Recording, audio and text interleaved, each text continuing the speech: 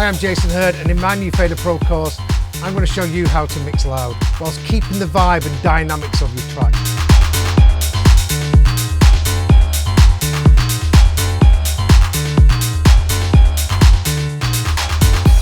Are you struggling to get your tracks competitively loud? Well, in this course I'm going to show you the techniques that you need to make your tracks as loud as possible. Whether you like it or not, you should be mixing for loudness in house music. It's competitive and everybody else is.